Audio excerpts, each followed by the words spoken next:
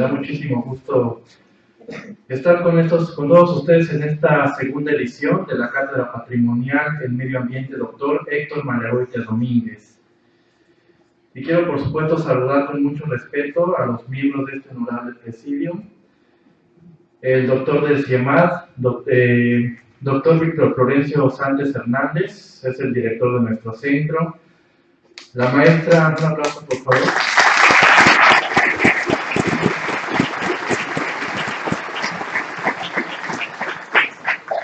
La maestra María de la Luz Valderrama Malmegua, quien es la decana del CIEMAD.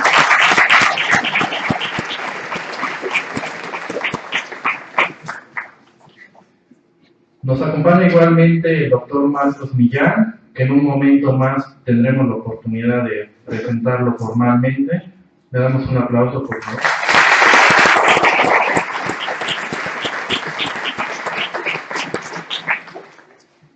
La cátedra patrimonial corresponde a un espacio que combina la docencia, la investigación, y lleva por nombre el homenajeado, el doctor Héctor Mallagoitia, quien ha sido un referente por su tenacidad, responsabilidad y compromiso con la preservación del medio ambiente, la promoción de la cultura, de la sustentabilidad y el desarrollo de tecnologías limpias, particularmente en el Instituto Politécnico Nacional y en México en general.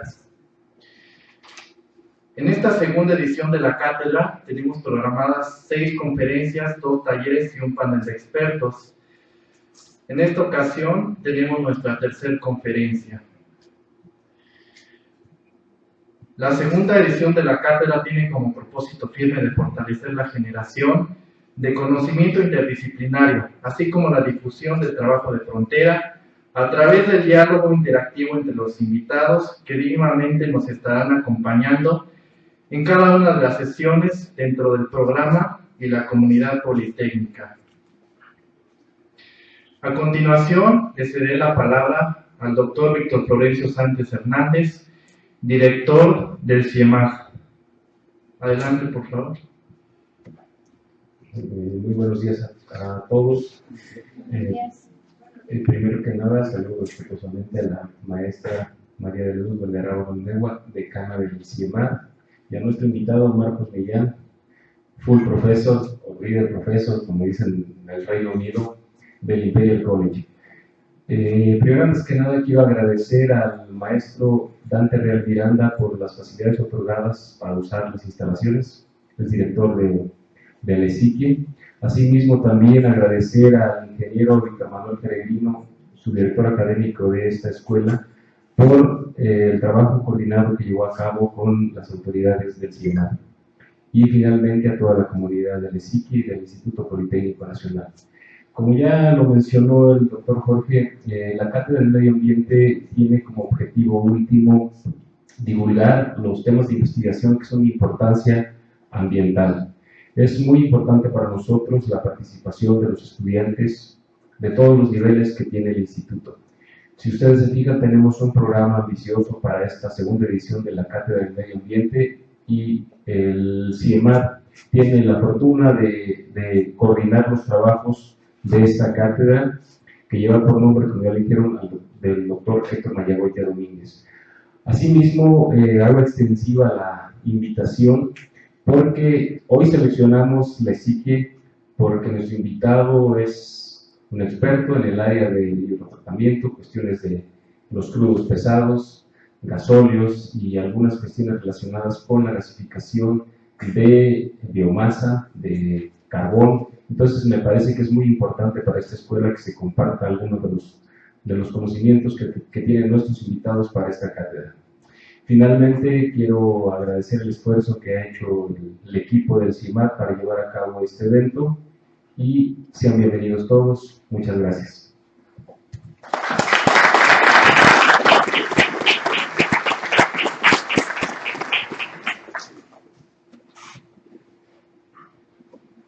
A continuación tendremos las palabras que nos va a dar la maestra decana María de la Luz Valderrama Malmegua. Buenos días todavía a todo el auditorio. Realmente es muy satisfactorio para mí estar aquí con ustedes, primero porque esta es mi alma mater. Y el centro me ha acogido desde hace casi 18 años, estoy con ellos y he aprendido una nueva visión que como ingeniero teníamos. Y los invito a ustedes a que vean más allá que la ingeniería, que vean el entorno como nuestro arte. Y pues gracias por estar aquí, compartan con sus compañeros estas cátedras y ojalá que puedan acompañarnos en esta itinerante exposición de conferencias que va a ser en los próximos 2 meses. Creo que va a ser de mucho interés para ustedes y les va a abrir nuevas expectativas como ingenieros que son hacia el enorme reto que tienen una vez que egresen de esta institución. Saludos y éxito.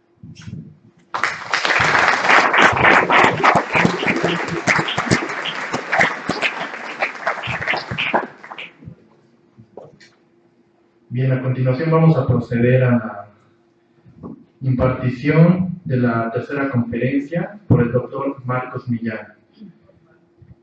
Pero antes de eso me permito leer una pequeña semblanza del doctor.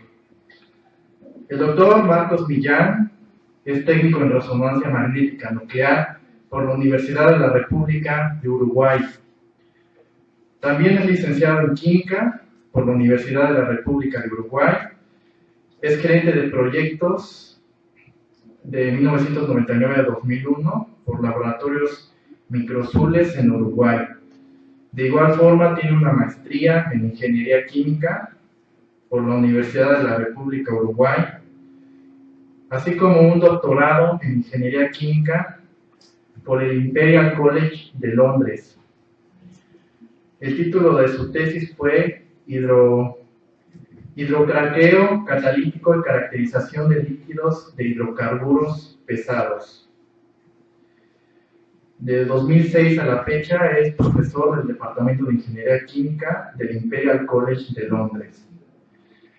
Dentro de UNIGED, el Dr. Millán es líder del subproyecto Petróleo y Químicos de Depósitos y Caracterización Física.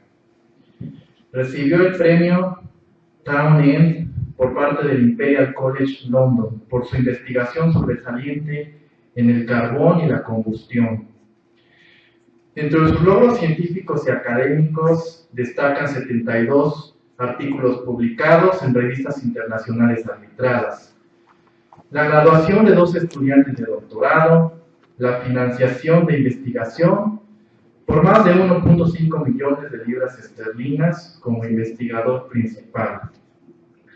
Asimismo, ha participado como examinador externo de tesis de posgrado en la Universidad de Bath, en la Universidad de Birmingham, Universidad de Londres, Universidad de Newcastle, Universidad de Nottingham, Universidad de Surrey, entre otras. Además, es representante del Reino Unido en el grupo de conversión de lechos fluidizados de la Agencia Internacional de la Energía y miembro del Comité Ejecutivo del UK Coal Research Forum. Sus intereses de investigación son los siguientes: mejora catalítica del petróleo pesado y de los hidrocarburos derivados del carbón, caracterización de combustibles y materiales carbonosos en términos de sus pesos moleculares y estructuras químicas y procesamiento termoquímico de combustibles sólidos como carbón, biomasa y residuos. La conferencia magistral del doctor se titula Procesos químicos de transformación y valorización de combustibles, una respuesta a los desafíos energéticos actuales. Entonces, de favor, recibimos con un fuerte aplauso al doctor Millán.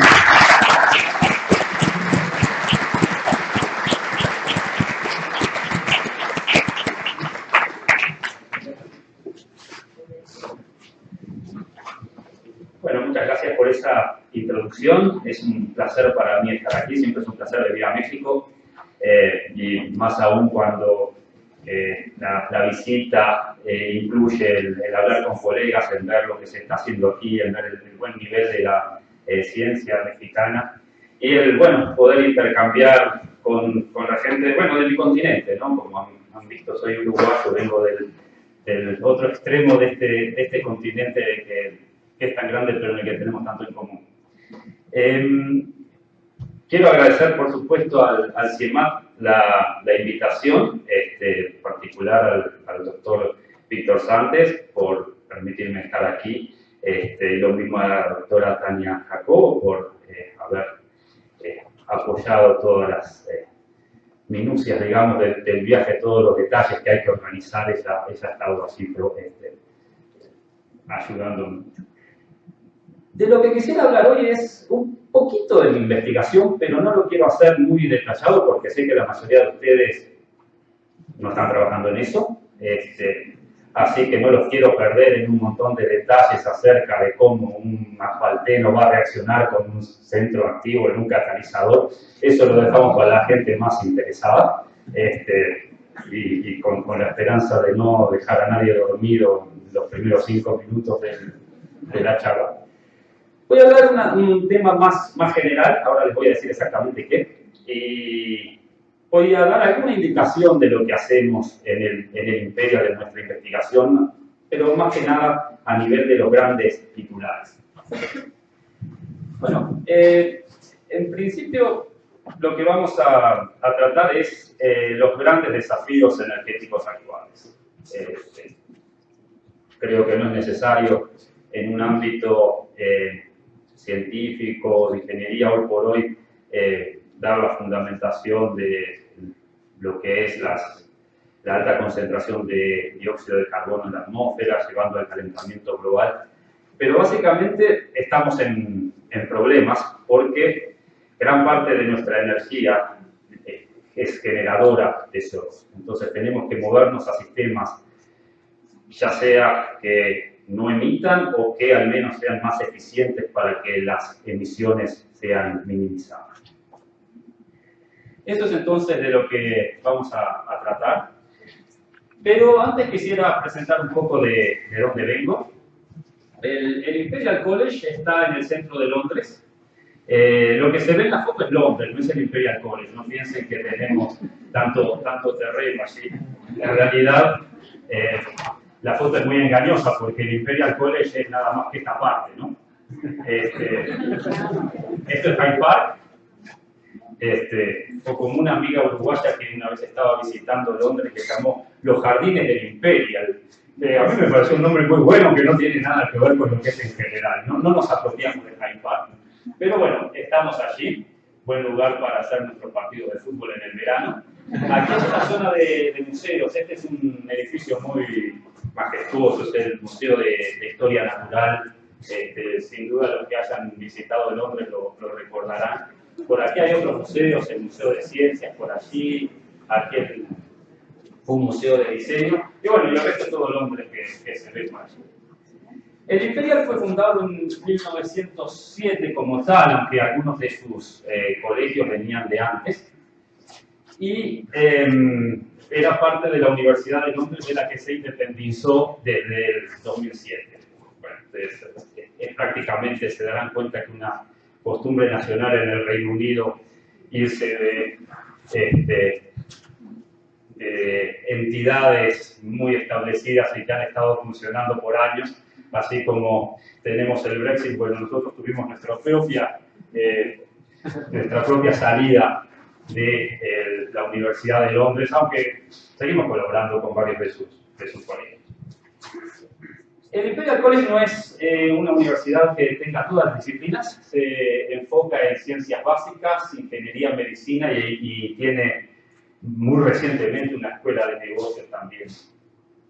Les doy aquí algunos números. Hay 7.000 empleados que incluyen 1.100 académicos, 2.400 empleados de investigación, estoy hablando sobre todo de postdoctorandos, así, y 15.000 estudiantes, entre los que hay, bueno, 9.000 de grado, 3.000 doctorados, el resto son otras maestrías. Y yo vengo del Departamento de Ingeniería Química, que somos 40 académicos con 120 postdocs de investigación, 45 personal de apoyo administrativo.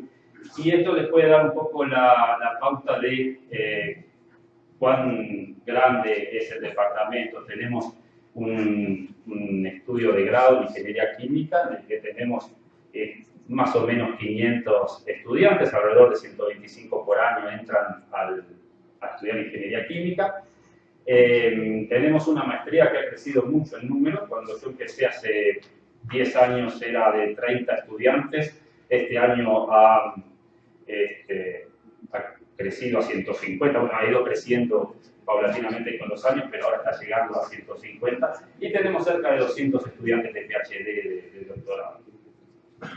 Estos son más o menos las cifras de presupuesto y de investigación, y luego en evaluaciones oficiales que se hacen en el país, de las que dependen muchas cosas, entre ellas la financiación a las universidades.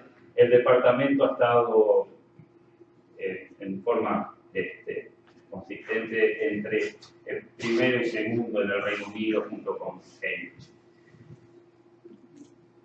Nuestro grupo es un grupo bueno, que varía mucho. Si yo hubiese dado esta charla el año pasado, varios de estos nombres serían distintos.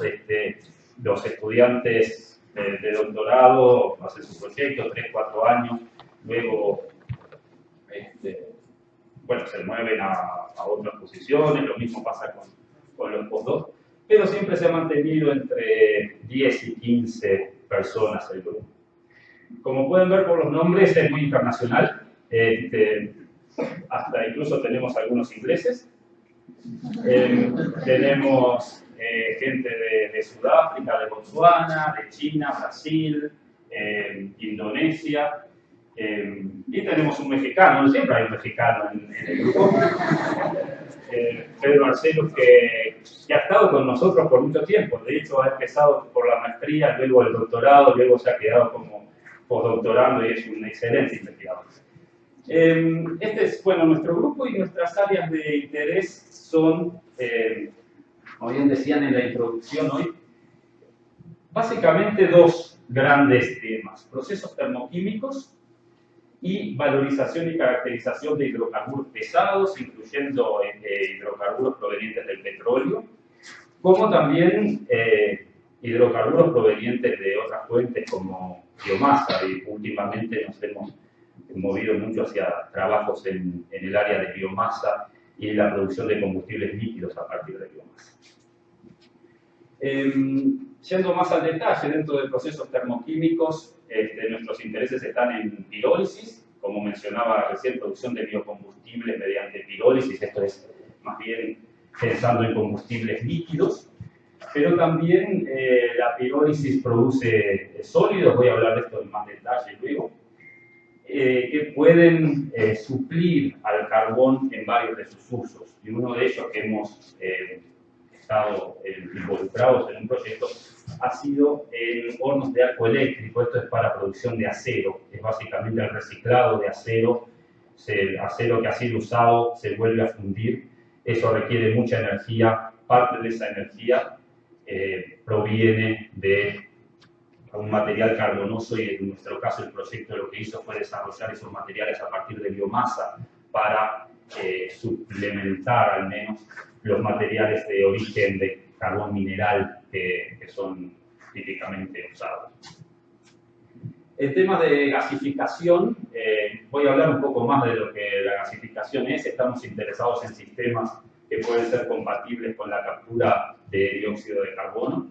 También estamos interesados en producción, perdón, eso no estaba en los planes, en producción de gases para pilas de combustible. Las pilas de combustible son una forma muy eficiente de producción eléctrica, aunque a escalas chicas.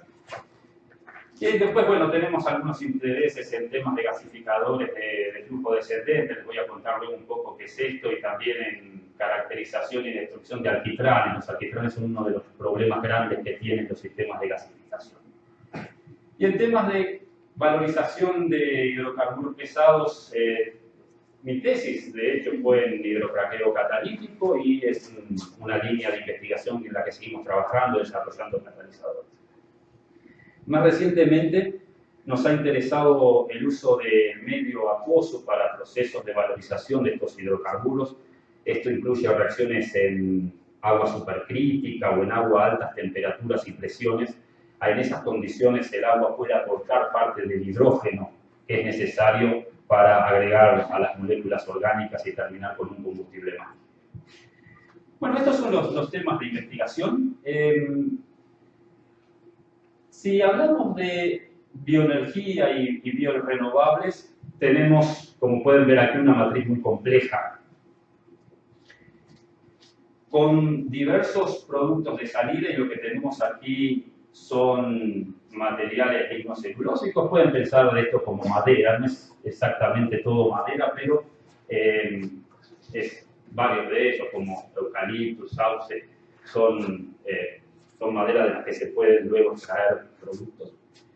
De este lado tenemos algunas cosas más convencionales, como caña de azúcar, como soja, como maíz, de las que también se pueden obtener productos para bioenergía y biorenovables. Y luego otro, no sé cómo deshacer esto que acabo de hacer. Ay, se deshizo solo, muy bien.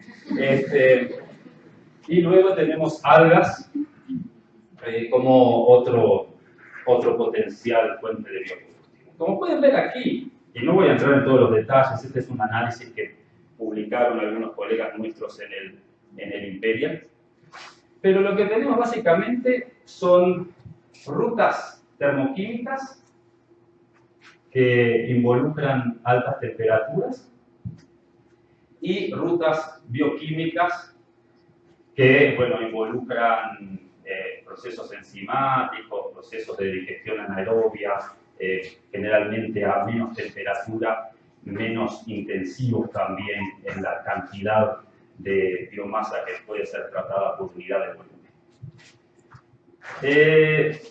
Yo de esto sé muy poquito, así que voy a hablar de esto que sé un poco menos poquito. Pero básicamente nos vamos a centrar en pirólisis y gasificación, que son rutas para varios productos, como les voy a mostrar en un momento. Fíjense que los productos pueden ir desde electricidad y calor hasta, bueno, productos químicos, hidrocarburos, biodiesel, bioetanol, biobutanol, bioquímicos, metano producido a partir de biomasa. O sea que hay un gran rango de productos de partida, un gran rango de productos finales y luego varios procesos que pueden llevar de unos a los otros. Yo voy a hablar de los temas de conversión en procesos termoquímicos y podemos resumir toda esa complejidad inicial en estos procesos que llevan a estos productos. Tenemos combustión, sobre todo para producir energía que puede ser tanto térmica como eléctrica. Tenemos gasificación, que además de ser una vía para producir energía térmica, calor, por ejemplo, que se necesite en alguna industria a altas temperaturas, puede usarse también para producir energía eléctrica y también es una ruta para producir otro tipo de productos químicos, incluyendo combustibles líquidos y varios otros que voy a describir en un momento. Y luego tenemos otra área que es otro proceso que es de pirólisis, que también puede ser utilizado para producir energía térmica, aunque esto es una contribución relativamente marginal. Puede ser usado el gas producido aquí para generar energía eléctrica o incluso el sólido a través de luego un proceso de combustión. Pero sin duda el mayor interés de la pirólisis está aquí, en la producción de combustibles líquidos a partir de biomasa. Puse aquí también tratamiento hidrotérmico, que es un proceso alternativo, menos desarrollado, pero es parte de nuestros intereses de investigación. Entonces, lo menciono allí también, aunque no lo voy a desarrollar tanto en la tema de hoy. Entonces, ¿de qué voy a hablar? ¿Qué procesos voy a explicar un poco más en detalle? Bueno, los procesos de combustión para generación eléctrica, los procesos de pirólisis, en particular pirólisis rápida para la obtención de biocombustibles líquidos y, como parte de esto mismo, la valorización necesaria de esos aceites de pirólisis. Y luego, gasificación, vamos a ver bien qué es, qué historia tiene. Les adelanto que es un proceso muy antiguo, que se conoce por más de un siglo, pero que ha sido objeto de un interés renovado en estos momentos en que estamos tratando de mover las tecnologías hacia tecnologías más compatibles con el medio ambiente, ya sea con la captura de CO2 o con las bajas emisiones. Entonces, primero quisiera hablar un poco de generación eléctrica. Y aquí tienen una selección de países y cómo se genera para cada país la energía eléctrica. Los datos pueden ser un poco viejos para varios de los países, ya unos 5 años, o sea que algunos de estos cambios, algunos de estos han sufrido cambios, en muchos casos para mejor digo, moviéndose a fuentes más renovables y disminuyendo la cantidad, por ejemplo, de carbón, que es el mayor, sin duda, generador de CO2 en estos procesos. Si tenemos a nivel mundial, la dependencia de carbón aún es alta. 40% de la energía eléctrica a nivel mundial proviene de quemar carbón, con, nuevamente, altas emisiones de CO2. Luego tenemos un 23% de gas natural, represas hidroeléctricas 17%, luego viene nuclear, petróleo, biomasa y eólica. Como vemos, las renovables, bueno, hidroeléctrica es la más alta, también tenemos biomasa y eólica que están a niveles bajos, aunque debo decir que creciendo en algunos países, sobre todo, a ritmos bastante altos. Luego, si miramos un poco más el detalle de los países, esta es información de México más recientemente, es un informe de SENA. México tiene menos generación a partir de carbón que el promedio mundial. Bastante de gas natural, como se puede ver aquí, significativamente también hidroeléctrico y una dependencia relativamente alta de petróleo. He puesto para comparación algunos otros países latinoamericanos, Argentina muy dependiente de gas natural, Brasil, en donde el potencial hidroeléctrico es muy grande, cubre gran parte de las necesidades energéticas. Aunque debemos pensar también que a medida que las economías se desarrollan, también aumenta mucho el consumo energético y no siempre es posible continuar desarrollando represas. Hay un momento, bueno, que ya tenemos una buena cantidad de potencial de los ríos ya optimizados y por lo tanto los aumentos energéticos necesarios tienen que venir de otro lado. Si vemos el total para México, Argentina y Brasil, bueno, podemos decir que en realidad estamos bastante bien en el sentido de que el carbón es relativamente bajo, con, bueno, variaciones en hidroeléctricos, pero el gas natural está visto, si bien es un combustible fósil, como la mayoría es metano, CH4, las emisiones de CO2 son relativamente bajas, porque gran parte de la energía viene del hidrógeno en el metano, de la combustión de ese hidrógeno, eso libera gran parte de la energía, entonces para obtener la misma energía uno no necesita emitir tanto dióxido de carbono como con carbón. Pero si miramos el panorama mundial y miramos lo que pasa en países europeos y en Estados Unidos y sobre todo en China, en que por supuesto el consumo energético está creciendo muy aceleradamente a medida que la economía también crece, vemos que lo que pasa aquí no es un buen reflejo de lo que pasa en el resto del mundo, y que el resto del mundo todavía es muy dependiente de combustibles fósiles como el carbón. Entonces, el gran desafío es tratar de bajar los números aquí. En principio, lo ideal sería que estos números de uso de carbón disminuyan y aumentar números en hidroeléctrico, biomasa, eólica. Lo de nuclear puede ser un poco más polémico, no voy a entrar en eso, no es el objetivo de la charla, pero ciertamente es una tecnología que está disponible y que tiene menores emisiones de dióxido de carbono de lo que tiene las de carbón y las de gas. ¿Cómo se genera electricidad a partir de un combustible sólido? Quizás muchos de ustedes ya sepan esto, pero nunca está de más repasarlo. Básicamente es en una planta que parece algo así.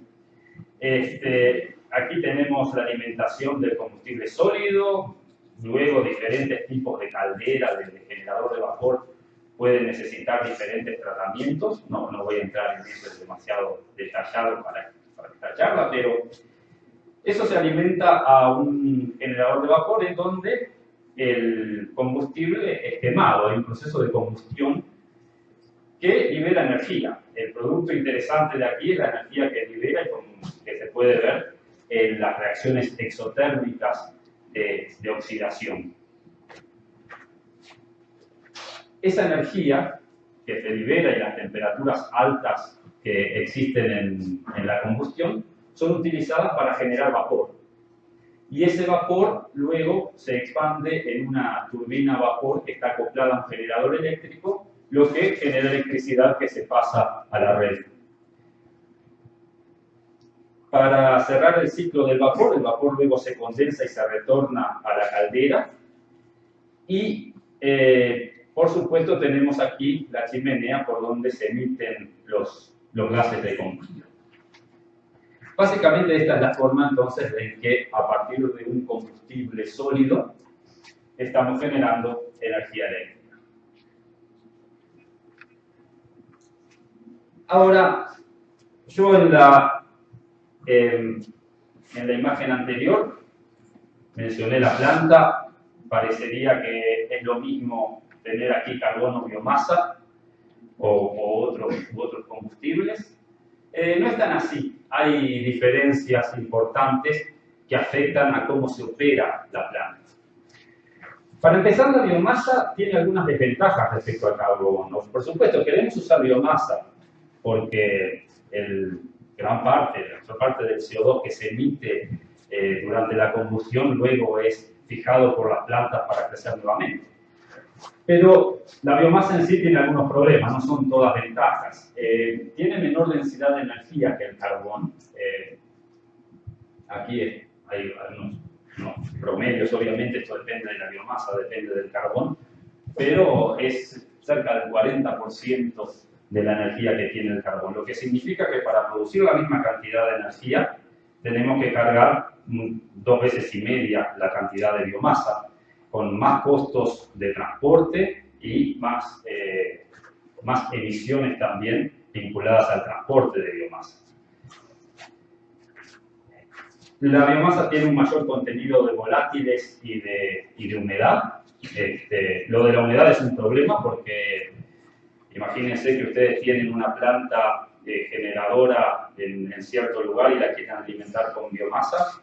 Primero, el radio que se necesita para producir biomasa para alimentar esa planta va a ser bastante grande. Va a haber que transportar esa biomasa en volúmenes grandes porque tiene menor densidad de energía. Y al tener humedad estamos también transportando agua, que por supuesto no es combustible, no va a generar ninguna no va a generar energía, pero va a tener costos asociados de transporte y también va a afectar el funcionamiento del generador de vapor. Como ventaja es que la biomasa tiene menores cantidades de nitrógeno y azufre que el carbón, lo que resulta en menores emisiones de óxidos de nitrógeno y de azufre que son gases tóxicos y cuyas emisiones están reguladas y cada vez se baja más el límite que se puede emitir para las. Otro tema interesante es que la composición de la parte inorgánica, todos estos combustibles tienen una parte orgánica que es la que se quema, la que es rica en carbono, y una parte inorgánica, por ejemplo, hierros, sulfuros, que no es combustible.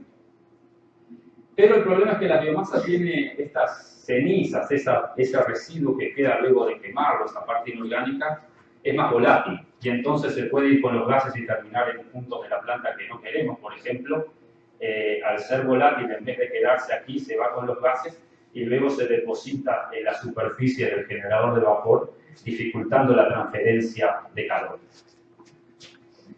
Además, esas cenizas tienen un contenido alcalino alto, lo que lo hace más corrosivo y daña los equipos. También, si comparamos biomasa y carbón, tienen distintas propiedades mecánicas. La biomasa es más fibrosa, es más difícil generar partículas pequeñas con biomasa.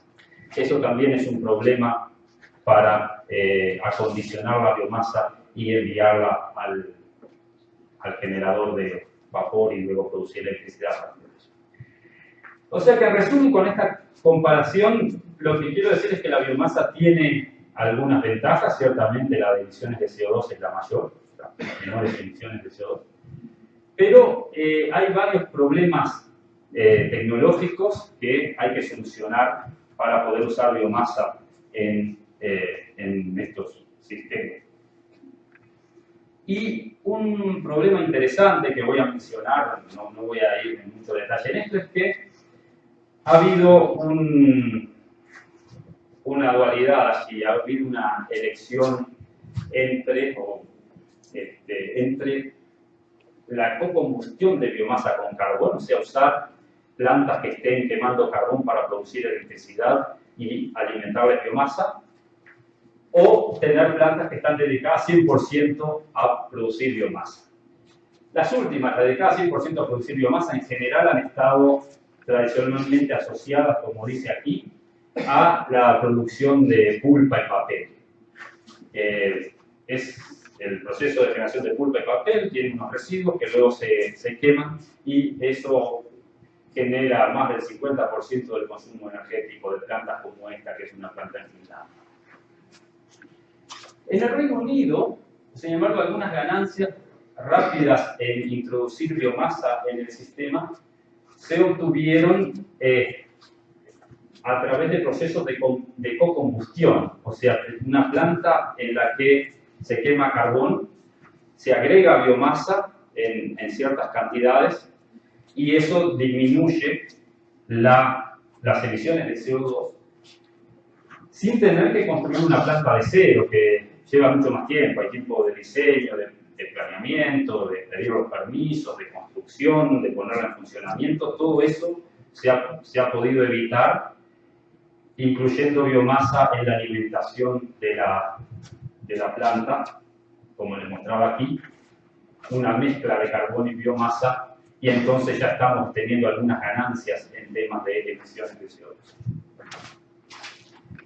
Por otro lado, si diseñamos una planta específicamente dedicada a la combustión de biomasa, la planta puede ser optimizada al momento del diseño y así también podemos lograr una mejor performance, una mejor eficiencia y lidiar un poco con esos problemas que les mencionaba de la biomasa en temas de, sobre todo operacionales, como el efecto de los combustibles inorgánicos. Un último punto a señalar es que, por otro lado, las plantas de cocombustión pueden funcionar a escalas más grandes. Las plantas 100% de biomasa tienden a ser más chicas por un problema de disponibilidad de la biomasa y de esa baja densidad de energía que mencionaba. Entonces, al ser plantas más grandes y tener una mezcla de carbón y biomasa, se pueden alcanzar eficiencias más altas que conllevan menores emisiones de CO2 por unidad de electricidad generada. Entonces, esta es la forma en que se genera electricidad a partir de carbón y cómo puede ser sustituida para generar a partir de biomasa.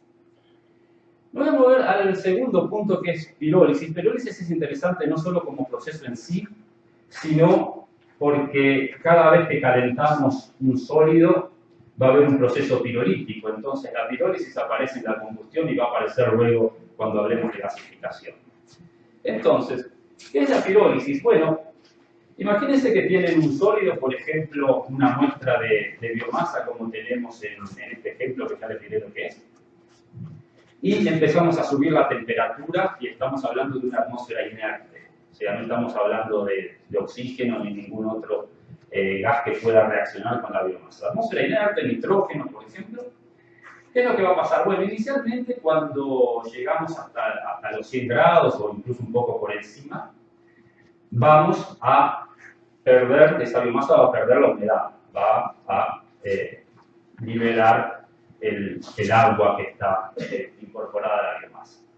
Eso lo podemos ver si hacemos un análisis termogravimétrico de una muestra de biomasa, en el que medimos el peso, y aquí está normalizado, o sea, este es el 100% o la fracción 1 del peso total de la muestra, y podemos ver cómo va a bajar a medida que pasa el tiempo y sometemos la muestra a este programa de temperatura, que podemos ver aquí que está en este eje. Entonces empezamos allí a temperatura ambiente, subimos la temperatura, lo mantenemos en 100 grados para que la humedad se vaya, y aquí ya estamos terminando el proceso de secado. Entonces, si vamos a ver la masa que se ha perdido, es esta diferencia aquí, y eso es el agua que tenía la biomasa, o sea, la humedad. Luego subimos la temperatura en una rampa hasta una temperatura alta de cerca de 850 grados, y lo que va a pasar es que la biomasa va a continuar perdiendo peso, que lo registramos en esta balanza. Este peso es material que se volatiliza, que pasa a la fase gaseosa. Ese material está compuesto por dos subclases. Una son los gases ligeros, hidrógeno, metano, otros gases que no son condensables a temperatura ambiente. Y luego tenemos alquitranes, que sí son gases que condensan a temperatura ambiente, o sea, esto es a temperatura ambiente un líquido, pero es parte de los compuestos volátiles, o sea, va a la fase gaseosa a temperaturas altas de 800 grados, pero luego si nosotros bajamos la temperatura de la muestra, eso lo recuperaríamos como un líquido. Si luego de este proceso medimos la diferencia entre el punto este, cuando empezó la rampa de calentamiento, y el punto final, estas diferencias son entonces los compuestos volátiles. Y si luego cambiamos una atmósfera inerte a aire, vamos a ver que hay, a estas altas temperaturas, estamos cerca de 800 aquí, hay una combustión, por lo que el peso de la biomasa baja muy rápidamente y llega a un cierto nivel en el que ya todo el material orgánico ha entrado en combustión, se ha quemado, y lo único que tenemos aquí es cerca del 15%, en este caso particular, de material inorgánico, de las cenizas que les mencionaba en otro momento. Esto es lo que pasa en pirólisis, esto es lo que pasa cuando una muestra se calienta, en este caso desde temperatura ambiente hasta una temperatura cercana a los 900 grados. Ahora, los productos entonces que tenemos de la pirólisis van a ser sólidos, o sea que los sólidos en total son todo lo que todo lo que quedó aquí luego de la pirólisis antes de empezar el proceso de combustión, o sea, de aquí hasta aquí todo esta altura de la curva representa sólidos, combinación de orgánicos e inorgánicos, pero estamos hablando de un 70% para esta muestra. Y luego tenemos los alquitranes y los gases como volátiles. O sea, tenemos tres productos básicamente de pirólisis: sólidos, líquidos y gases a temperatura ambiente. Ahora, ¿Cuánto obtenemos de cada uno? ¿Cuánto sólido vamos a obtener? ¿Cuánto alquitrán vamos a obtener? ¿Cuánto gas vamos a obtener? Depende de muchas cosas. Aquí fijamos muchas variables porque tenemos un programa de calentamiento predefinido, entonces los números que obtenemos son válidos para este programa de calentamiento. El problema es que la pirólisis depende mucho de muchas cosas. La materia prima, la temperatura, la presión, la velocidad de calentamiento, o sea, cuán rápido se pasa desde ese punto a este, el tipo de reactor y la atmósfera en que ocurre. Les voy a mostrar un ejemplo. Y con esto quiero hacer un vínculo a nuestros temas de investigación en el imperio. Este es uno de los primeros trabajos que se hizo comparando cómo se comporta una partícula de un sólido. En este caso, creo que lo que se usó fue un carbón, pero los resultados serían muy similares con biomasa, en el que obtenemos, como función de la temperatura, cierta cantidad de volátiles. Esto, entonces, son los volátiles, la suma de alquitrán y gases, y esta es la temperatura. Vamos a mirar detenidamente estos datos. En primer lugar, las líneas continuas son resultados obtenidos con una monocapa de partículas, o sea, partículas que no interaccionan entre ellas. No es un lecho fijo en el que las partículas están unas sobre otras, sino que tenemos una distribución de partículas en un plano y esas van a reaccionar sin tocarse. No hay interacción entre las partículas, que es algo que afecta a la pirólisis. Pueden ver aquí que si calentamos la muestra rápido, en ese caso, 1000 grados por segundo, y luego les voy a mostrar cómo hacemos eso, obtenemos una gran cantidad de volátiles, una gran parte de ellos son alquitranes, el resto obviamente la diferencia es los gases ligeros que les mencionaba, como hidrógeno, metano y demás. Pero si lo calentamos despacio, a una velocidad 1000 veces menor, la cantidad de volátiles es también significativamente menor. Vamos desde 45% de la biomasa original a menos de 30%. Hay una diferencia importante de los volátiles que generamos en función de la velocidad con la que la partícula se calienta.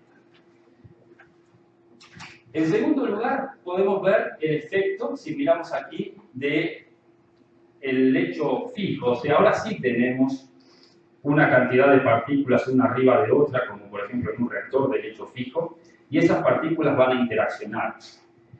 Y si ustedes se fijan, vamos a centrarnos en estos datos. Estos son la cantidad total de volátiles, estos triángulos invertidos aquí. Y vemos que se obtienen menos volátiles que con la monocapa. Y esto se debe a la interacción entre partículas. Volátiles que se liberan de una partícula reaccionan con una partícula que está en su camino de salida del reactor y generan más carbón. Así se depositan en esa partícula generando más carbón y eso hace que la cantidad total de volátiles que medimos baje. Hay algunas diferencias según se haga la pirólisis en helio y en nitrógeno, no voy a entrar en eso, pero lo importante entonces, el mensaje que quisiera dar es: la pirólisis depende mucho de cómo se diseñe el reactor y dependiendo del producto que se quiera, hay que diseñar el reactor en forma distinta. Entonces aquí hay un gran componente de ingeniería química, ingeniería de reacciones en temas de pirólisis. Ustedes se podrán preguntar, bueno, un lecho fijo todos podemos visualizar cómo funciona, ¿no? Es un tubo en el que ponemos partículas, quedan unas arriba de otras, hacemos el experimento, todo muy fácil. ¿Cómo hacemos experimentos con una monocapa de partículas? Les voy a mostrar el equipo que tenemos en el Imperial para esto. Es un equipo de investigación, nadie en su sano juicio haría pirólisis de esta forma porque usamos 5 miligramos de muestra, o sea, un proceso industrial que usara esto tendría que tener millones de estos reactores para poder prender una bombita de luz. La clave de este reactor es que mide el comportamiento de partículas individuales. Como individuales quiere decir que no interaccionan con otras partículas. Entonces lo que medimos aquí es una propiedad de la partícula y de las condiciones de reacción en sí, pero no del reactor, como sucede en lecho fijo. ¿En qué consiste? Bueno, consiste en poner una muestra de sólidos. Esta puede ser la biomasa. Aquí si se ven estos puntos negros allí, esa es la muestra. Esto es una malla de acero, típicamente acero inoxidable, que tiene una abertura muy chica del orden de 60 micras. Y lo que se hace es un sándwich de partículas. Entonces las partículas quedan ahí en el medio y tienen malla abajo y malla de alambre arriba.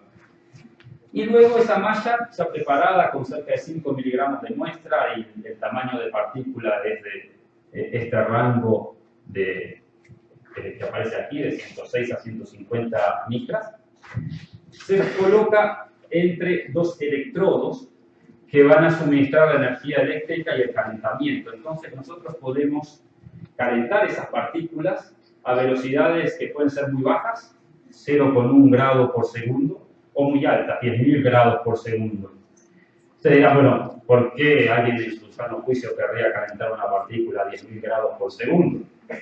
¿Cuál es la aplicación? Bueno, esa es la velocidad que puede ver una partícula de biomasa cuando se inyecta, por ejemplo, al combustor, al generador de vapor que tenemos en el proceso de combustión. La partícula pasa en un tiempo muy corto de estar a temperatura ambiente a estar a una temperatura que puede ser de 1500 grados o incluso más. La velocidad de calentamiento allí puede ser del orden de entre 1000 y 10.000 grados por segundo. Entonces, si queremos modelar esos procesos, es importante entender qué es lo que sucede con esas partículas.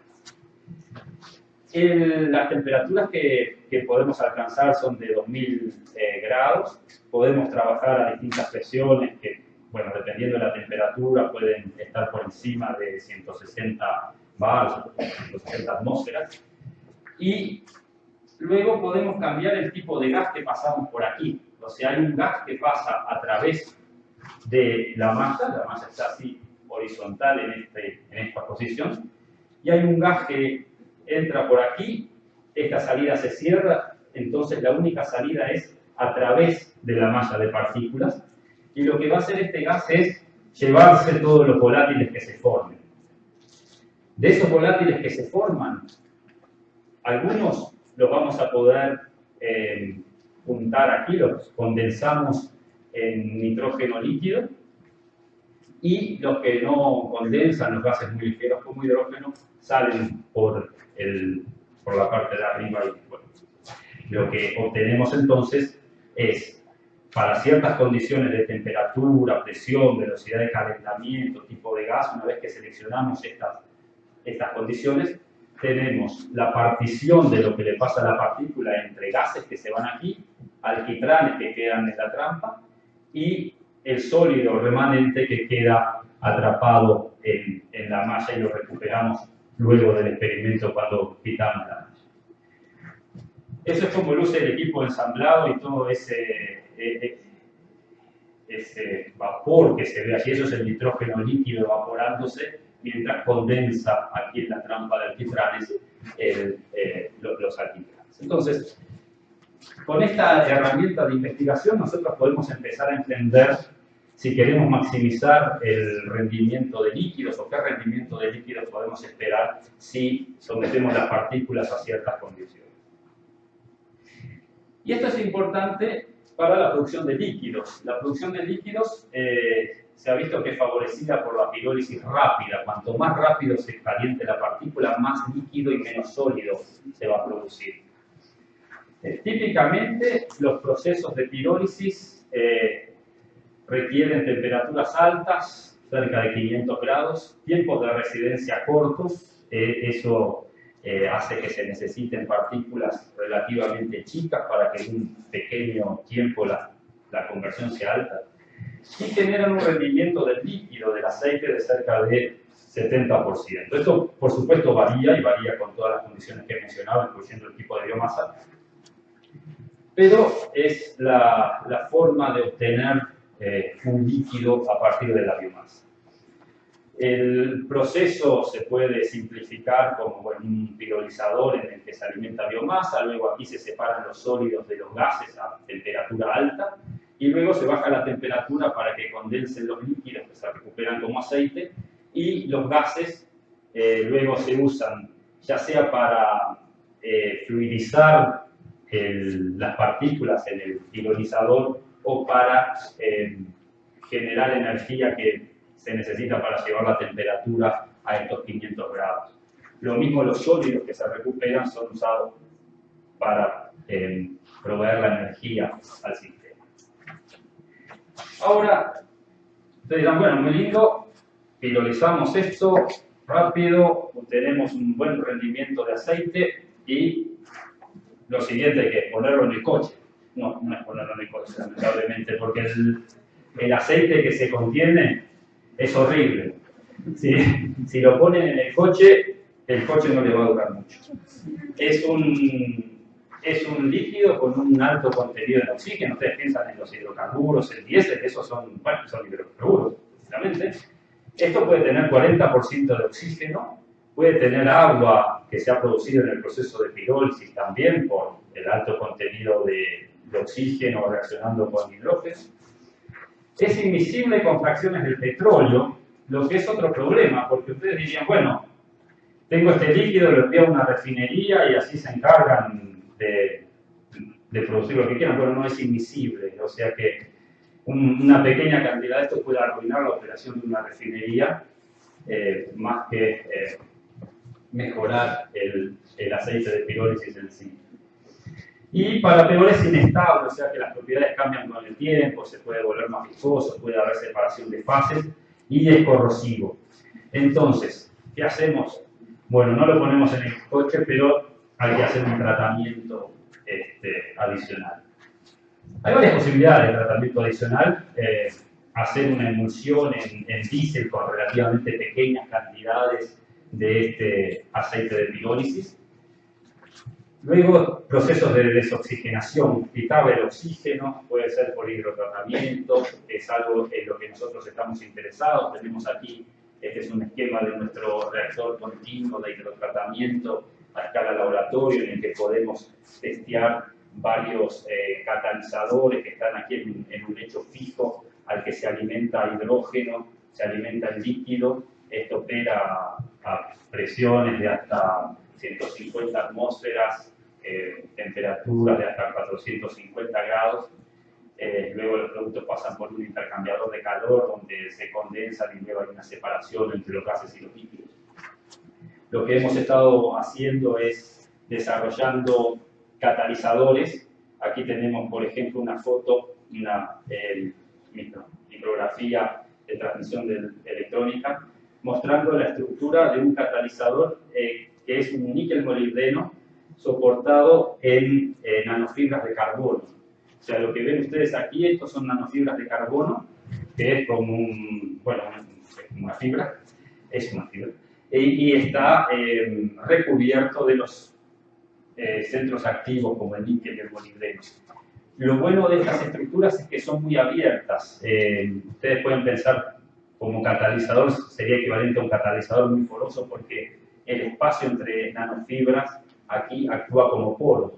Entonces, las moléculas que tenemos en el aceite de pirólisis, que son grandes, pueden meterse entre los poros del catalizador y llegar a los centros activos. Por eso, este es el interés que tenemos nosotros en desarrollo y testeo de catalizadores para craqueo en general, pero también con aplicaciones a mejora de los aceites de pirólisis.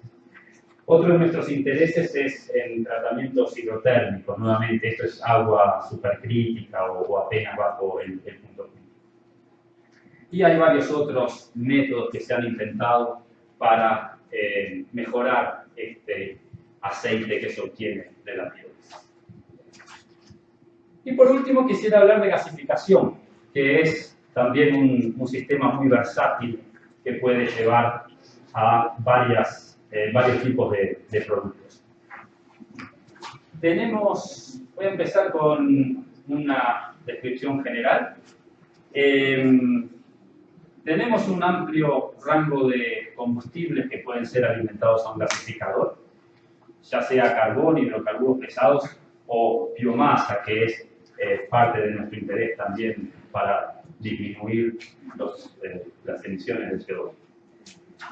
En ese gasificador lo que se produce mediante un proceso de alta temperatura y quizás también alta presión es una mezcla de gas de síntesis, una mezcla de monóxido de carbono e hidrógeno con cantidades relativamente menores de metano y de CO2 y luego algunas cantidades aún menores de elementos que hay que remover, como por ejemplo los alquitranes que se generan, como hemos visto en el proceso de pirólisis, porque obviamente al calentar las partículas a una temperatura que necesitamos aquí para gasificar, va a pasar primero todo el proceso de pirólisis. Siempre que calentamos la partícula, el proceso de pirólisis va a tener lugar.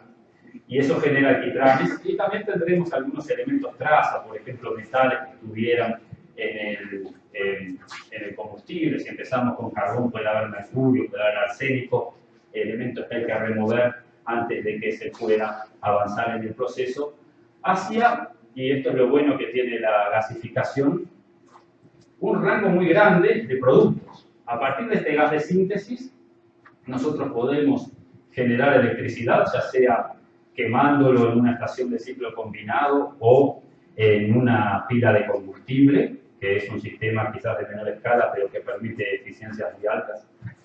O podemos extraer el hidrógeno de esta mezcla, podemos hacer síntesis de Fischer-Tropsch para producir hidrocarburos, podemos producir gas natural. Entonces esta es una ruta, como veremos, interesante, porque si yo empiezo aquí con biomasa, lo gasifico, obtengo el gas de síntesis y luego este gas de síntesis lo convierto en metano, tengo una vía para producir gas natural a partir de un componente renovable y puede usar entonces toda la infraestructura que hoy tenemos para gas natural. Bueno, dependiendo del país, dependiendo de las condiciones, puede llegar a cada casa. Entonces nosotros podemos tener un metano de fuente renovable que llega a cada industria, a cada hogar. Y hay otros productos que han sido tradicionalmente sintetizados a partir de gas de síntesis que tienen alta importancia industrial, como el metano. Breve historia de la gasificación. Como les dije, es un proceso viejo. Estamos ya llegando a los 180 años. Se empezó a usar con carbón como combustible para calefacción en Europa. En 1884, a mediados de esa década, ya se había empezado a utilizar para transporte. Entonces, primeros coches con motores que convertían carbón en un gas y ese gas se usaba para transporte. También uno de los primeros usos fue para iluminar las ciudades. Las primeras redes de iluminación de ciudades fue basado en carbón siendo gasificado. Luego hubo otro empuje de interés durante la Segunda Guerra Mundial por temas de escasez de petróleo. Se volvió a usar como combustible líquido para transporte, llegando a puntos como en Suecia, en que el 40% de todo el tránsito de todos los coches utilizaban un gas derivado de madera. Luego de la guerra, eso se abandonó, salvo por algún entusiasta como este señor. Esto es un caso que tomé de internet en Serbia, en donde, cansado de pagar por el diésel o lo que su coche llevara, el señor decidió montar un gasificador en la parte de atrás, que esto se puede ver aquí. Básicamente la biomasa se alimenta por la parte de arriba y luego el gas también sale por algún lado, que no está muy claro en la foto. Yo creo que también sale por la parte de arriba luego de que la biomasa baja. Bueno, eso les comento en un minuto. Pasa por varios filtros que tienen en el techo del coche y luego aquí ven un caño que va hacia el motor, que también se puede ver aquí de frente, y esto alimenta el motor con un gas de síntesis. Entonces, uno puede manejar por así con unos cubos de biomasa que se alimentan y parece haber funcionado. No había datos de cuánto le duró el coche, porque estos filtros, bueno, es un coche viejo para empezar, no lo hizo con un 0 kilómetro, por suerte. Pero es crítico que estos filtros funcionen muy bien, porque este gas va a tener muchos alquitranes y, como les decía, eso va a dañar el motor del coche si llega al motor. Entonces es crucial que, si van a tratar de hacer esto en sus propios coches, mi consejo es traten de remover todos los alquitranes. Después de eso, en realidad la gasificación desapareció por un tiempo, salvo procesos que quedaron confinados a países con abundancia de carbón.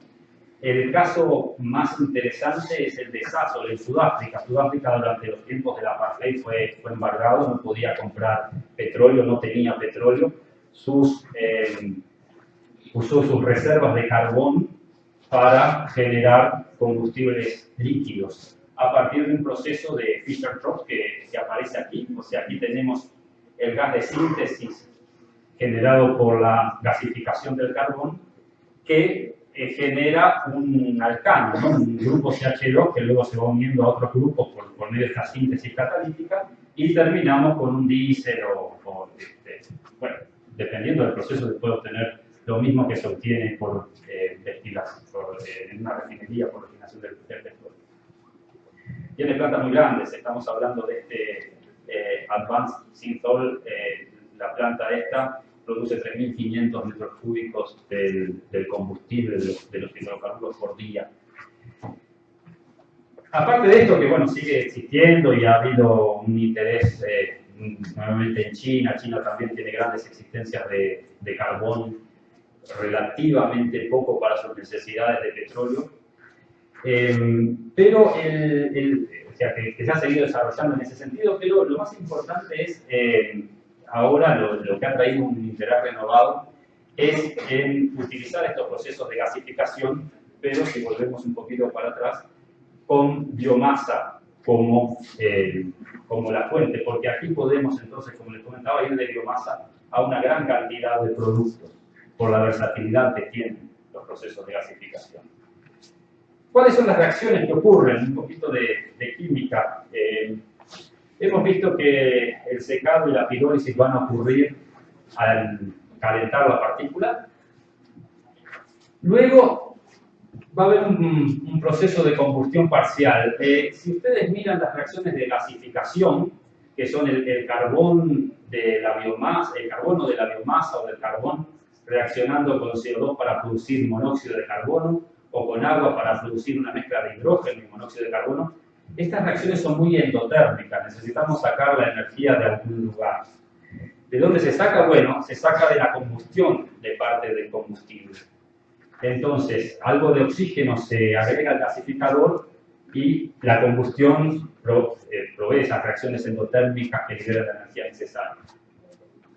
Hay otras reacciones, como la de metanación, que también pueden producirse, pero que tienden a ser muy lentas en las condiciones de los gasificadores.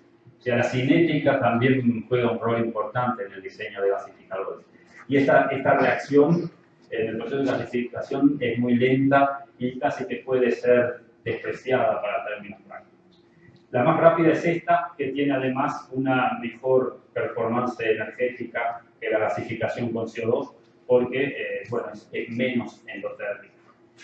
Y luego hay reacciones en fase gaseosa que son reacciones entre los productos. La reacción de desplazamiento de vapor, que es una reacción muy útil para convertir el monóxido de carbono en hidrógeno, siendo el otro reactivo solamente agua y produciendo CO2.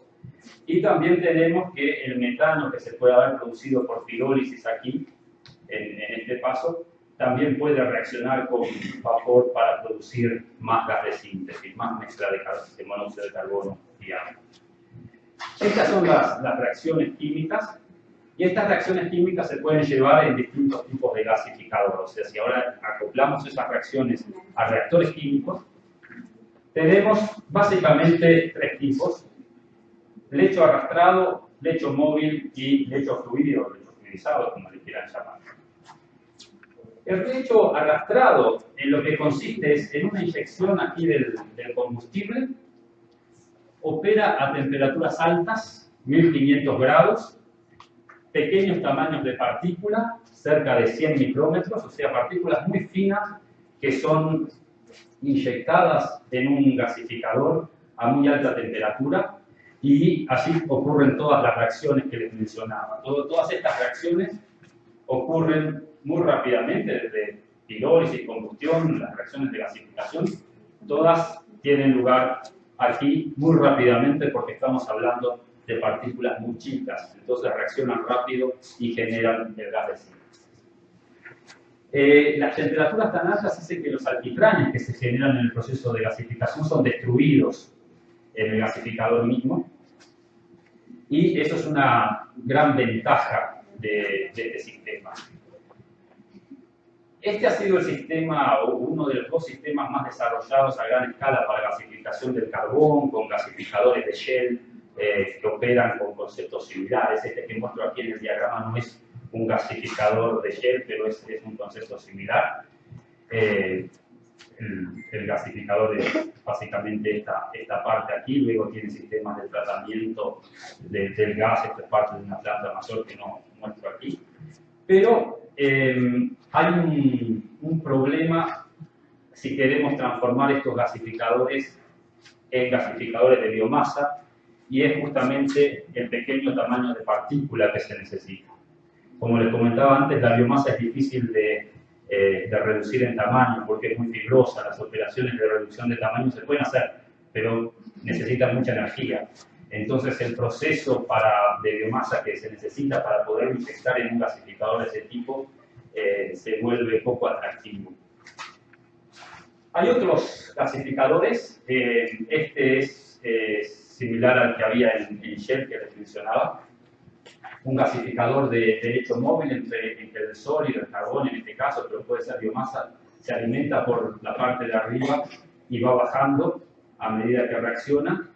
Y los gases, el vapor y el oxígeno, se alimentan por abajo y van en contracorriente, con lo que por aquí, en este punto, sale el gas de síntesis.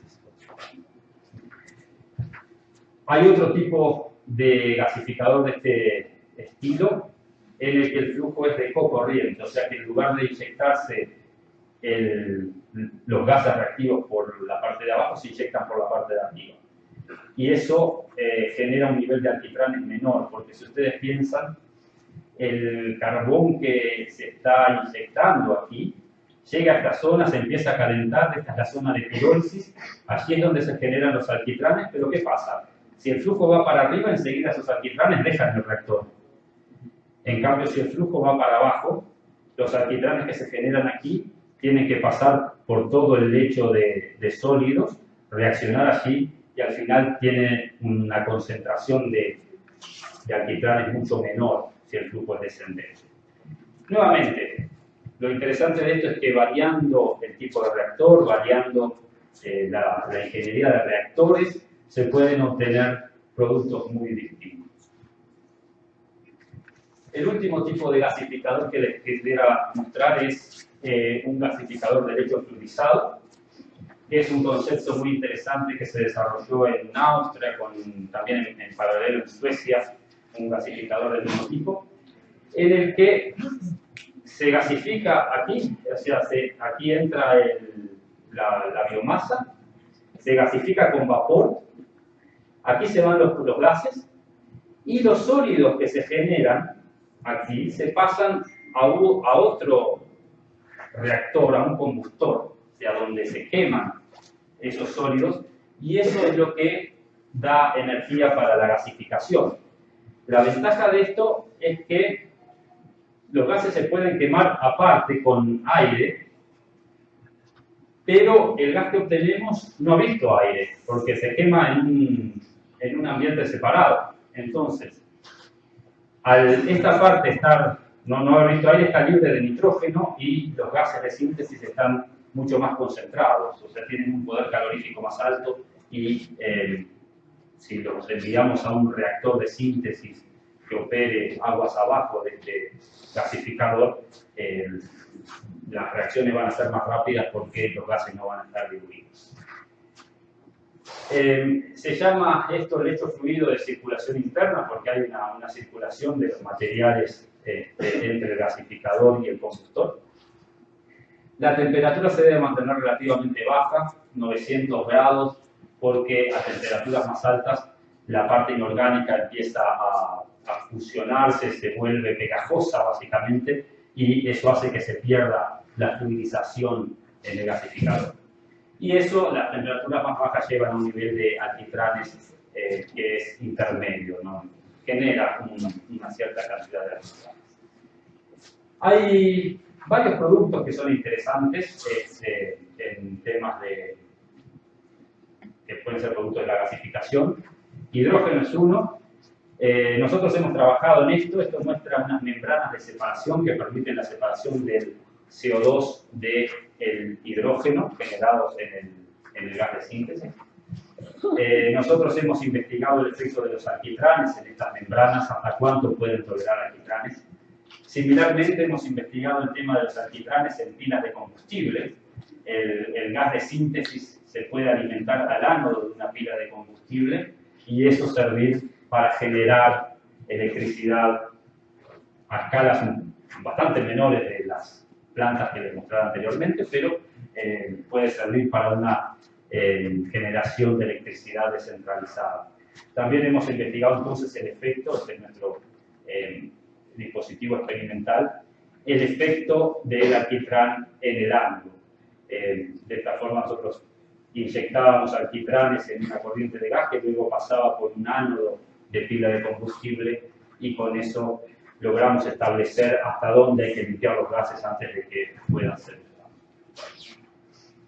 Otras aplicaciones, como les comentaba anteriormente, son de gas natural sintético. Y por último, la última aplicación que es de interés es generación eléctrica a gran escala, y eso normalmente se hace con gasificación integrada con ciclo combinado.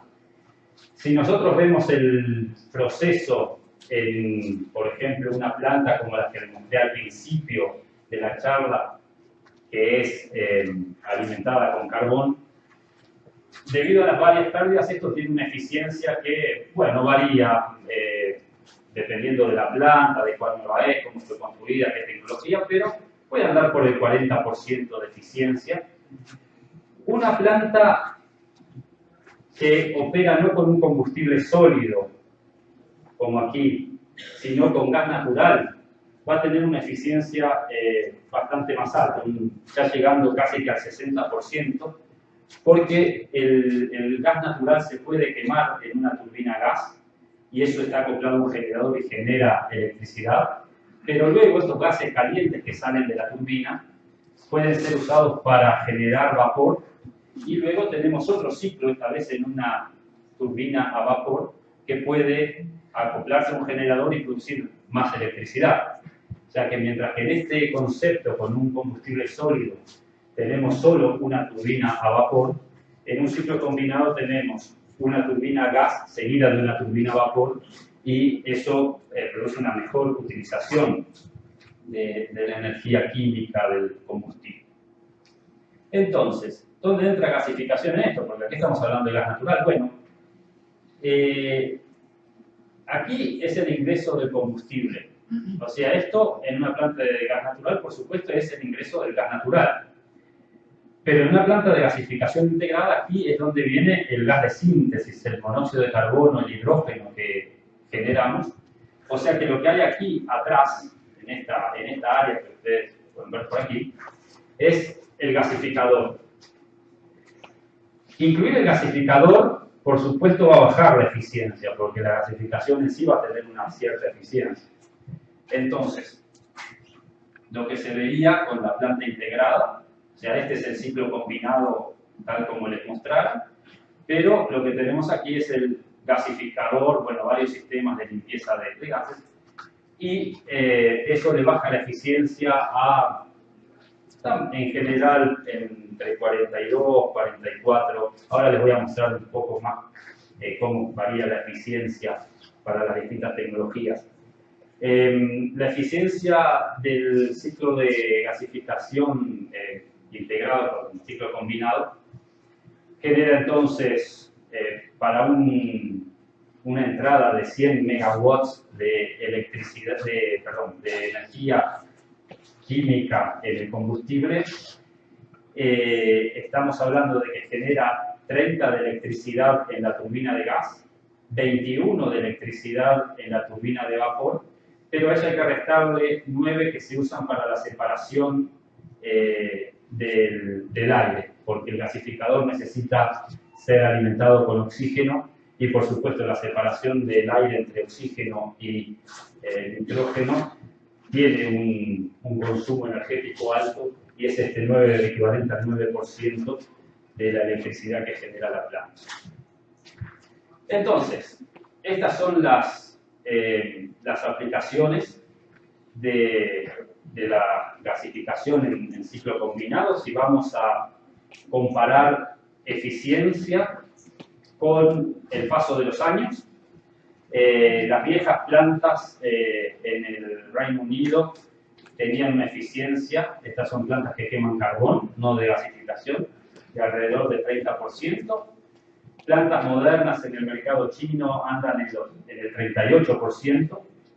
Nuevas tecnologías que utilizan el lugar de vapor para mover las turbinas, que utilizan agua supercrítica, o sea, se mueven en la región supercrítica, tienen mejores eficiencias y estamos lentamente llegando a eficiencias del 50% en esas plantas.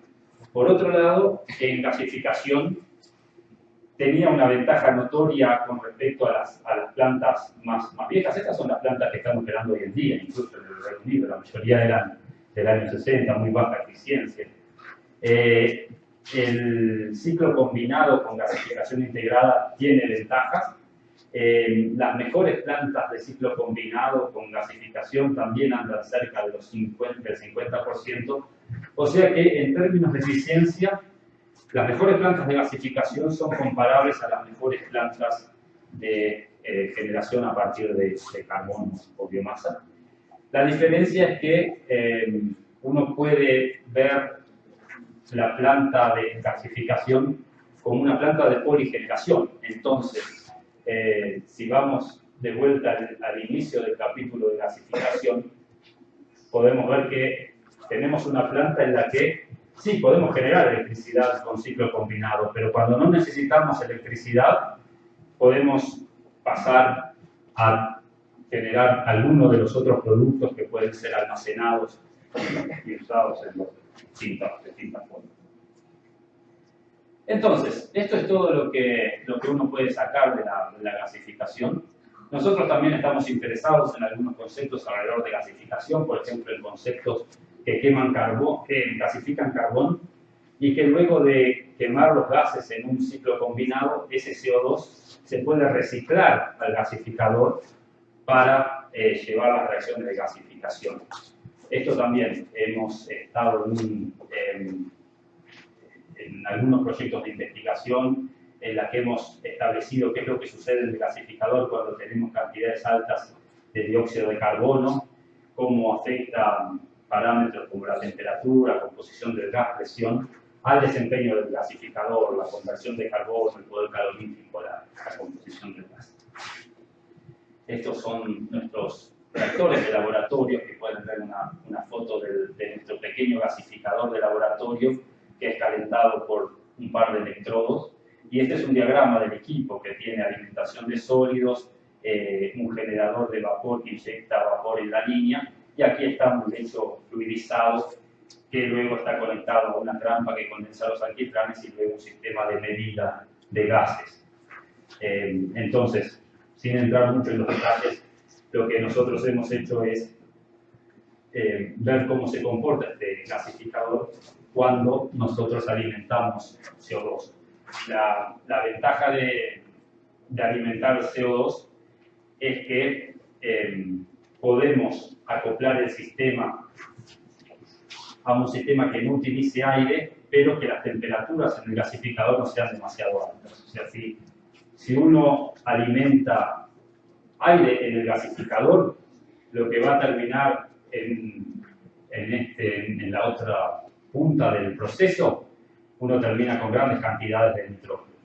No queremos eso porque es difícil de separar el CO2 y entonces es difícil de almacenarlo y de evitar las emisiones. Si en lugar de aire usamos oxígeno, la temperatura del gasificador podría aumentar mucho. Entonces, la inyección de CO2 modera esas temperaturas, es el agente gasificador, es el reactivo, y por lo tanto es un concepto que nos pareció interesante estar explorando y lo hemos hecho en un par de proyectos europeos. Bueno, eso es todo. Hemos visto combustión, pirólisis y gasificación. Espero que algunas partes al menos hayan resultado interesantes en temas de llevar procesos termoquímicos a una gran variedad de productos como estos. Muchas gracias por la atención y si hay alguna pregunta que quieran hacer.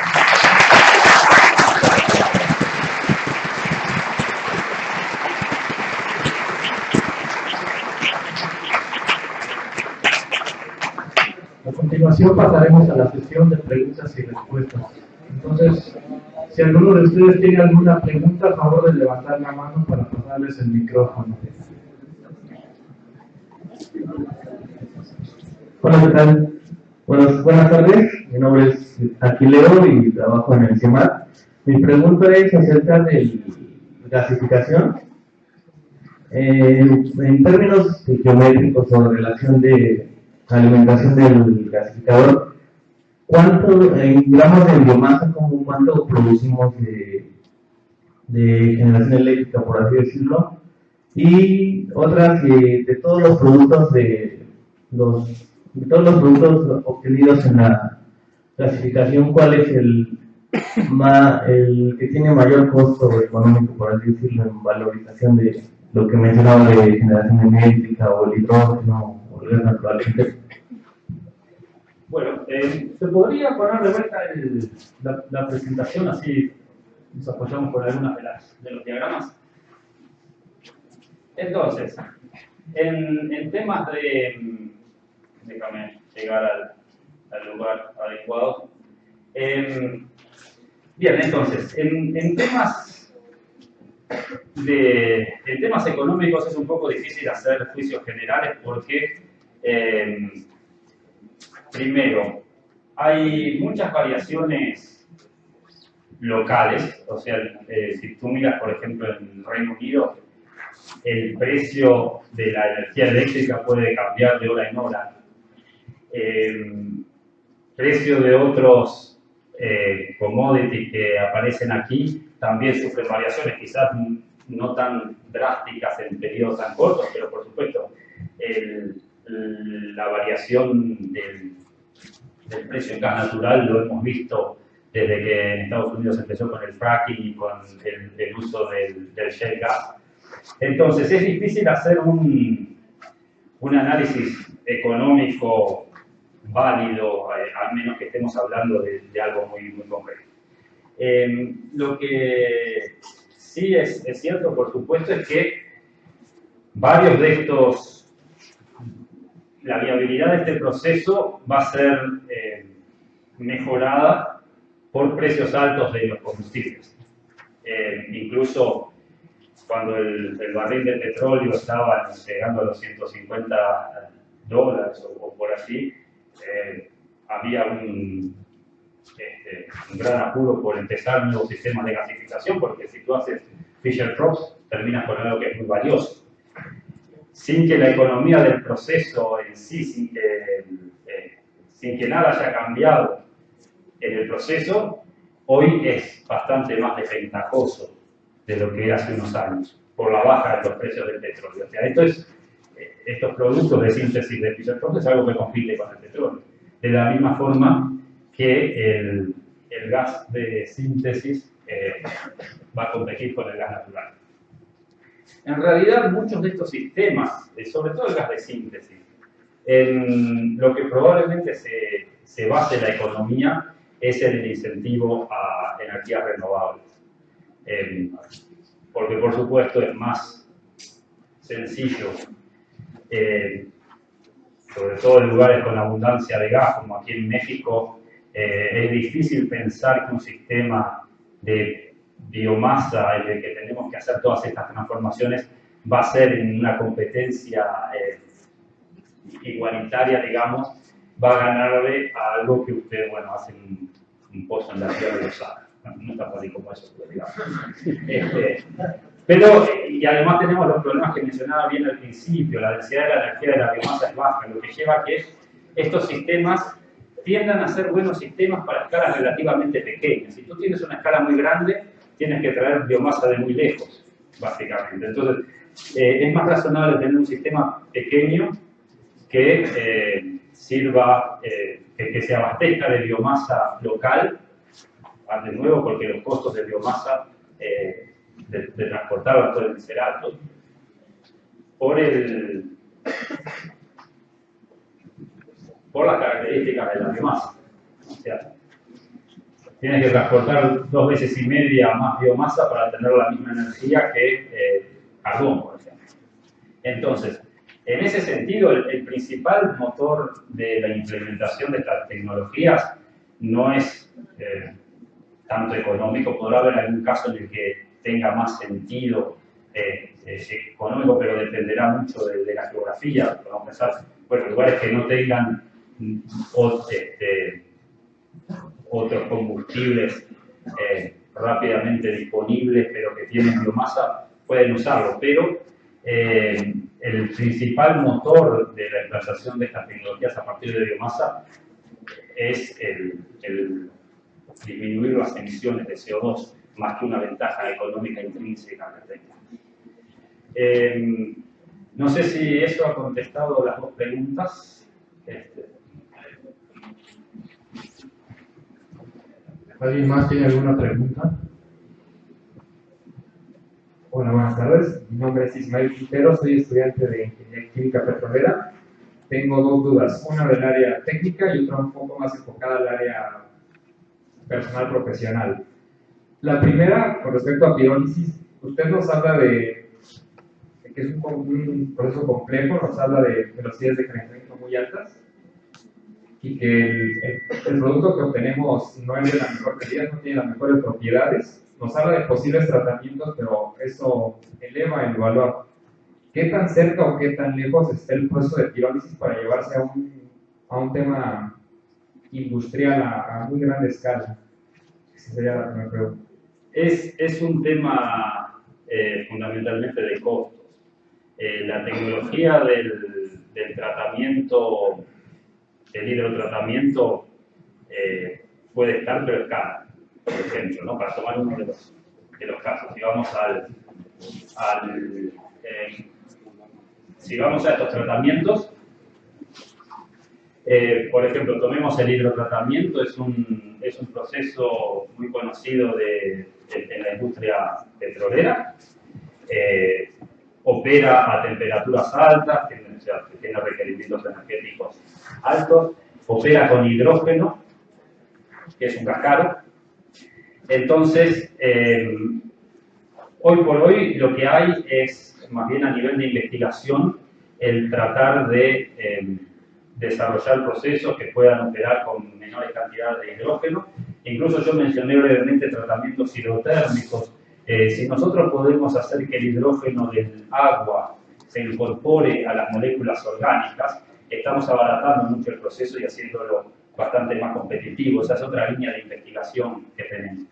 Pero esto en realidad, estamos hablando de procesos que si tú a nivel del laboratorio puedes obtener una buena,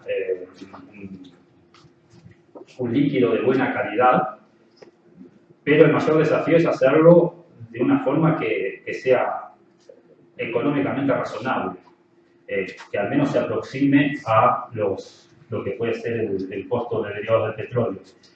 Nuevamente mencionando lo mismo que en la pregunta anterior, el relativamente bajo el precio de los combustibles no ayuda a estos procesos. O sea, si tú quieres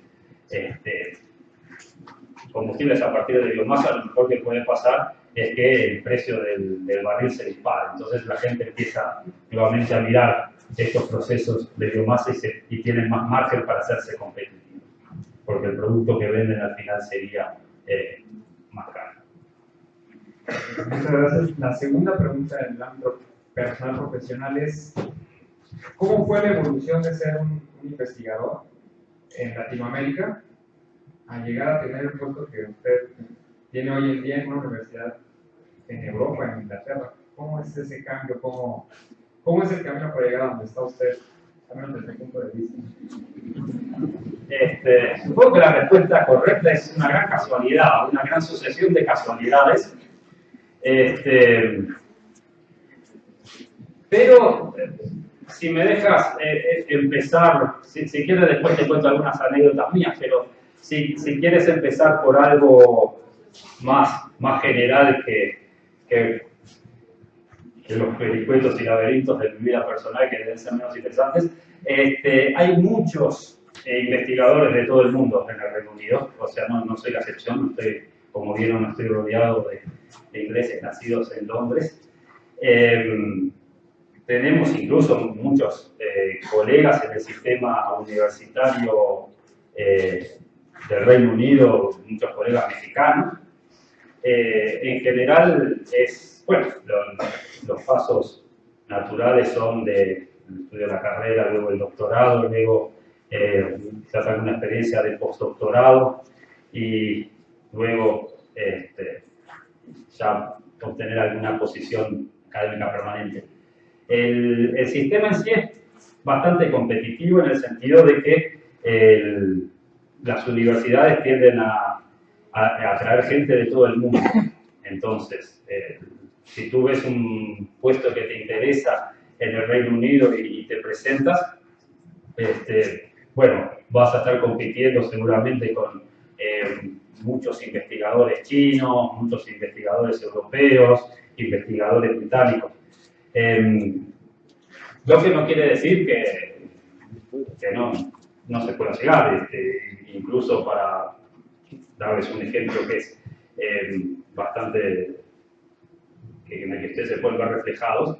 Nuestro departamento tiene unos premios a las mejores tesis, hay unos 5 premios que se dan cada año a las mejores tesis de doctorado, y de los últimos 3 años ha habido creo que 5 estudiantes mexicanos que han ganado esos premios. O sea, estamos hablando de gente que fue típicamente con becas del CONACYT, hizo su doctorado, trabajaron bien, publicaron, ganaron esos premios. Esa gente luego se ha movido a postdoctorados o incluso ya alguno a posiciones posiciones académicas permanentes y empiezan a generar su propio grupo de investigación. O sea, ese es un poco el camino que todos hemos hecho. En mi caso particular, estaba buscando un proceso de catálisis, tenía un interés, luego de alguna experiencia industrial, en hacer un doctorado en temas cercanos a catálisis. No tenía un peso, ese era un pequeño problema económico. Por suerte, al mandar mi aplicación al Imperial College, el que luego fue mi supervisor del doctorado tenía un proyecto, necesitaba un estudiante y podía pagar sobre todo las matrículas, que son muy caras en el Reino Unido. Esa fue un poco mi experiencia. Bueno, luego hice el doctorado y una vez que estaba allí ya salí una posición para la que me presenté y me la terminaron dando, vas a saber por qué, en una posición permanente, y allí estoy hace 16 años en total. Pero bueno, hay muchas vías, hay muchas carreras distintas, pero ciertamente, si ustedes están interesados en la investigación y si están interesados luego en seguir con estas líneas, ver las posibilidades de doctorado, ya sea tanto aquí como en el exterior, yo creo que es un proceso que, bueno, paso a paso, no es de la noche a la mañana, pero que uno va entrando en el sistema, va publicando, va desarrollándose como investigador independiente y bueno, al final llega a posiciones en que tiene su propio grupo de investigación y es invitado al CIEMAD a hablar. Muchas gracias. ¿Alguien más? Estadio Baltasar, del Departamento de Ingeniería Química de Toledo. De la investigación que realiza el Imperial College, ¿qué tanto es financiada por empresas privadas y qué tanto por el gobierno británico? Tenemos tres fuentes fundamentales de financiación, que son el sistema británico, bueno, como usted mencionaba, a través del equivalente al CONACYT, ¿no? Los Research Councils, los consejos de investigación. Nuestro departamento, bueno, tiene esa fuente de financiación, la privada y también la Unión Europea. No estoy muy seguro por cuánto tiempo más, dadas las decisiones de las políticas de los británicos. Pero básicamente nosotros como Departamento de Ingeniería Química tradicionalmente siempre tuvimos bastante apoyo de las industrias, incluso a través de programas muy grandes, multimillonarios, que abarcan varios años. Creo que no me animo mucho a dar porcentaje, probablemente el primer financiador es el Research Council, es el consejo. El segundo es la industria privada y luego viene la Unión Europea. Probablemente la Unión Europea no tanto porque haya menos proyectos europeos, sino porque los proyectos europeos pagan menos, básicamente. O sea, si lo vemos en dinero, ese sería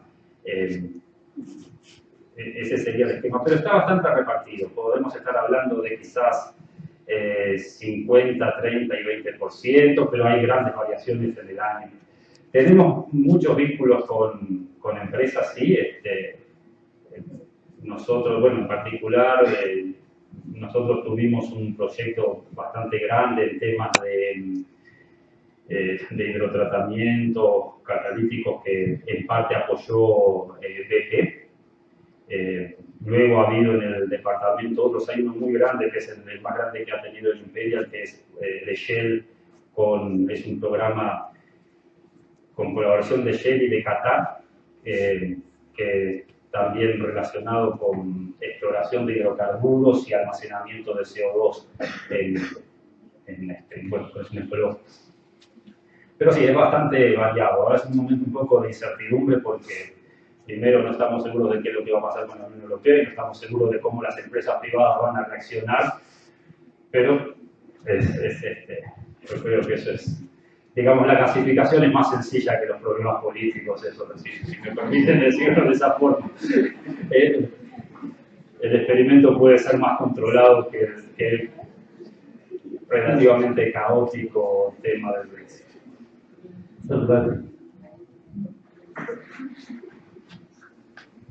¿Alguna otra pregunta? ¿Alguien más?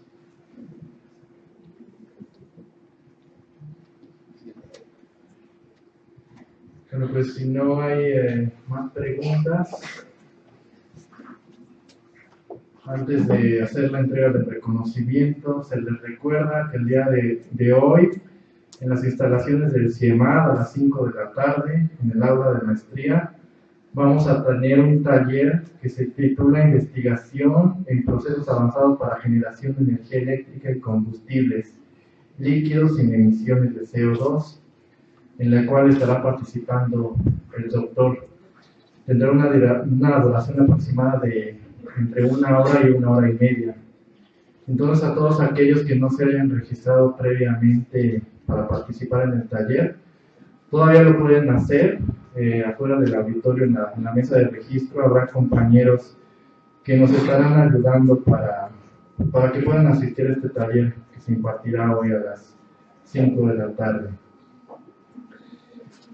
Y a continuación vamos a hacer la entrega del reconocimiento al doctor Carlos Millán por su brillante conferencia del día de hoy. Me permito darle lectura.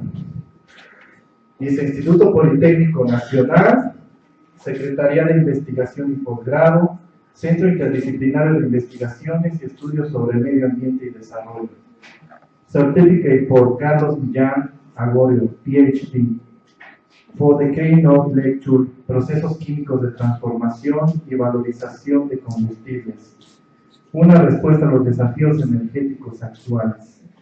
Excellence Professorship in Environmental Sciences, Mexico City, September 26, 2017. La técnica al servicio de la patria. Y lo firma el doctor Víctor Florencio Sánchez Hernández, director del CIEMAT.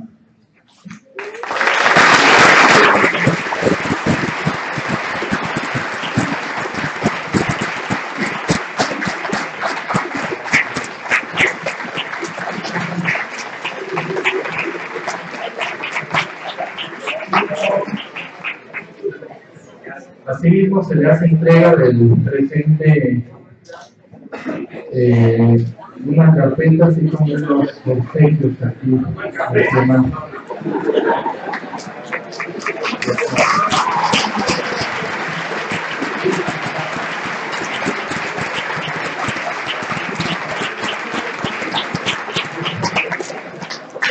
Bueno, muchas gracias. Ha sido un gusto y un honor estar aquí.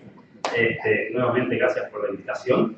Y bueno, estoy a las órdenes si quieren discutir cualquier tema que les haya parecido particular interés. Bueno, vamos a seguir esta tarde también, para aquellos que no se hayan cansado de oírme aún, que deben ser una cepa resistente. Podemos continuar. Muchas gracias a todos por su atención.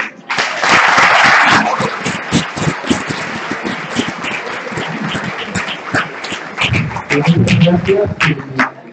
Se les invita a estar al pendiente de la página de internet del CIEMAT para ver la programación de las próximas conferencias. Se les invita a participar activamente. Igualmente a los profesores se les invita pues, a acercarse a los ponentes que nos estarán pues, vislumbrando con sus luces para que de esta manera, pues independientemente de las conferencias, se pueda dar una colaboración más fuerte, como sea de cooperación académica, ya sea que algunos de ustedes puedan irse de intercambio a las universidades que son de origen de los profesores, de igualmente que se puedan generar productos de investigación, nuevas redes de investigadores. Entonces estén al pendiente y nos vemos el próximo 6 de octubre en la Escuela Superior de Economía para la próxima conferencia de esta segunda edición de la Cátedra Patrimonial Víctor Mayagüez Domínguez. Que tengan buena tarde a todos y muchas gracias.